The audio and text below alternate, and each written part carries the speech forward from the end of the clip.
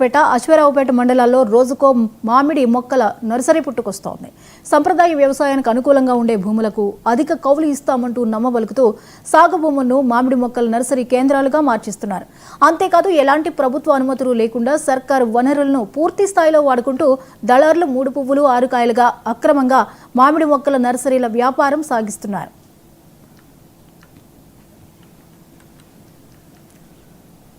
అనుమతి లేని బోర్లు, అక్రమ విద్యుత్ కనెక్షన్లు, అక్రమ ఎర్రమట్టి, జీరో బిల్, ఇలా ఇక్కడ ప్రతిదీ అక్రమంగానే సాగుతుంది.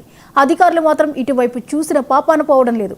భారీ స్థాయిలో అక్రమ పద్ధతిలో నర్సరీలు నడుస్తున్నాయని స్థానికులు అధికారులకు ఎంత బొరబెట్టుకున్నా పట్టించుకోవడం లేదని ఆరోపణలు వస్తున్నాయి. ప్రభుత్వం నుంచి ఎలాంటి అనుమతులు లేకుండానే ఇక్కడ నర్సరీలను కొనసాగిస్తున్నట్లు తెలిపారు.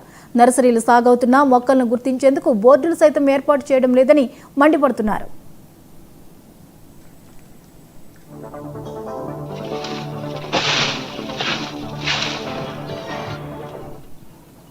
ముఖ్యంగా ఖమ్మం సరిహద్దుల్లోని కూసువచ్చి ప్రాంతం నుంచి తక్కువ ధరకు చిన్న మొక్కలను తీసుకొస్తున్నారు. అందులో రాత్రికి రాత్రి దొంగచాటుగా తరలించిన ఎర్రమట్టిని నింపి అక్రమ మార్గంలో తీసుకున్న విద్యుత్ కనెక్షన్ల ద్వారా అనుమతి లేని బోర్లతో ఇష్టానుసారంగా నడుపుతున్నారు. దీంతో పాటు పురుగు మందులు వాడుతూ తక్కువ కాలంలోనే ఎక్కువ ఆదాయం వచ్చేలా మొక్కలను పెంచుతున్నారు. పెంచిన మొక్కలకు ధర విషయంలో ప్రభుత్వం నుండి ఎలాంటి పాత్ర లేకపోవడంతో అధిక ధర నిర్ణయించి మహారాష్ట్ర, కలకత్తా, కర్ణాటక వంటి ప్రాంతాలకు తరలిస్తున్నారని వెల్లడించారు. అధికారులు ఇప్పటికైనా దళారుల ఆగడాలకు అరికట్టాలని స్థానిక రైతులు కోరుతున్నారు. ఇచ్చేసిన 99 టీవీ వారికి నా యొక్క నమస్కారాలు.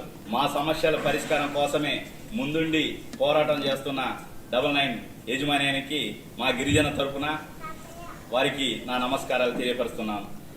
ముఖ్యంగా మా సమస్య ఏమిటంటే అసరాపేట మండలం, దమ్మపేట మండలం, ఈ యొక్క పరిసర ప్రాంత నివాసి అయిన నేను, కారం శ్రీరాములు అనే నేను, నాకు తెలిసిన సమాచారం మేరకు ఈ 2 మండలాలలో మరి ఆదివాసి ప్రాంతం, గిరిజన ప్రాంతం, ట్రైబుల్ ఉన్న ప్రాంతం, మరి ఇక్కడ ఉన్న గిరిజనులంతా కూడా రకరకాల వ్యవసాయ విధానాలలో ఉన్నా కూడా ఇక్కడ అత్యధికంగా నర్సరీ కార్యక్రమం, నర్సరీ పెంపకాలు నిర్వహిస్తున్నారు అసరాపేట మండలం, దమ్మపేట మండలంలో. ఈ నర్సరీలు కూడా పర్మిషన్లు ప్రభుత్వాలే ఇవ్వాలి. ఆ ప్రభుత్వాలు ఇచ్చేది కూడా ట్రైబుల్ పేరు మీద ఇస్తున్నారు నర్సరీలు. మరి ఆ నర్సరీలు నాన్ ట్రైబుల్ ఏమో నర్సరీల పేరుతో మరి దరఖాస్తు పెట్టి ట్రైబుల్ని అడ్డుపెట్టి నాన్ ట్రైబుల్ మరి ఆ నర్సరీలు నిర్వహిస్తున్నారు. ఈ నాన్ ట్రైబుల్ నిర్వహిస్తూ ఉన్న భూములు కూడా గిరిజన ప్రాంతానికి, గిరిజనులకు సంబంధించినయే. మరి ఈ గిరిజన ప్రాంతంలో కూలీల వరకే ఆ నర్సరీలలో ట్రైబుల్ పనిచేస్తున్నారు తప్ప నాన్ ట్రైబుల్ ఇందులో ఉన్న లాభాలు, ఇందులో ఉన్న ఉచిత కరెంటు విధానాన్ని కూడా వారికే లబ్ధి చేకూరు